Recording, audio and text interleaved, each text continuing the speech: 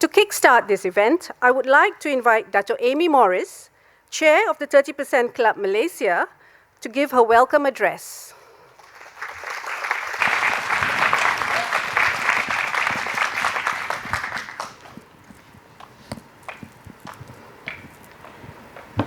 Rostrums are never built for vertically challenged people, but I shall assume a very confident pose. Thank you, Shireen, for the very warm welcome, and it's great to be here in the company of very strong advocates of the 30% Club. And a big thank you especially to Yang Berhormat Tengku Dato Sri Utama Zafrul Aziz, the Minister of Finance, also my former boss, for gracing this occasion, which signals the significance of the DEI agenda to Malaysia's capital market investability.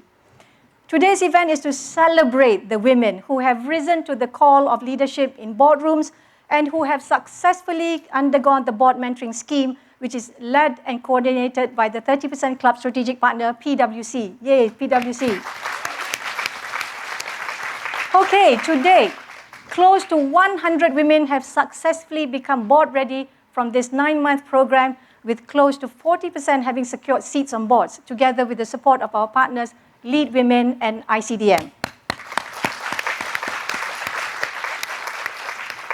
Ladies and gentlemen, today women hold about 28% of board seats of the top 100 PLCs in Malaysia, up from 12% in 2014 when the 30% Club took form, with much momentum built since then, thanks to the pioneering work of the founding committee chaired by Tan Sri Zarina Anwar, who is here with us today.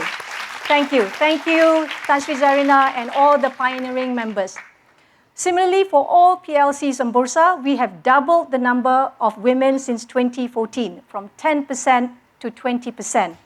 Naturally, to all my wonderful male colleagues and advocates, much remains to be done to get all PLCs to the minimum critical mass of 30%, where the diversity dividend will start yielding business outperformance.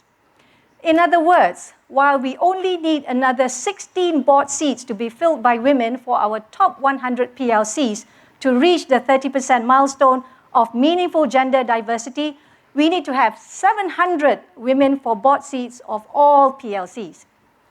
Yes, at times it does seem to take a whole country to put one woman in the boardroom. No buts. I am a firm believer we can achieve this together by relentlessly advocating for diversity, equity, and inclusion. While delivering shareholders' return is a priority, to deliver on diversity would require all of us to review our individual organizations' DEI practices. Countless studies have validated that companies outperform if they have an inclusive culture and call on diversity. DEI is the blueprint for winning the battle for the best talent, which is surely the critical success factor for organizations to win and succeed domestically, regionally, and globally. Malaysia, as YB himself will emphasize, is aspiring to become a high-income nation and stronger in other indicators such as socioeconomic well-being and equity, especially in terms of equitable access to diverse opportunities.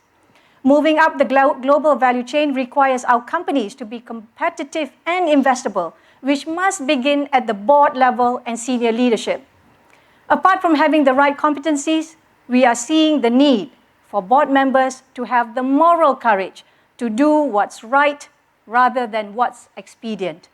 Some of the risks that we are facing today, climate change being the biggest, will be tomorrow's economic cost if we don't take bold action now, and I would urge us as leaders to have that courage. In closing, I would like to recognize again PwC for taking the lead in running the board mentoring scheme for the last 4 years. Thank you, Pauline. Thank you, TP, advocates and colleagues. All advocates of our Enable pillar. I would also like to take this opportunity to congratulate a very special guest, Puan Nurul Ain Abdul Latif, on her recent appointment as Deputy Executive Chair of PwC Malaysia, an inspiring recognition. Congrats. Thank you for our mentors for your invaluable contribution and support. Without you, there would be no mentoring. To Cohort 7, know that the 30% Club will always be your home. And today, we celebrate the hard work you have done in the past 9 months. To Cohort 8, I warmly welcome you, and please do leverage fully the time spent with members and the cohort to build the collective social capital.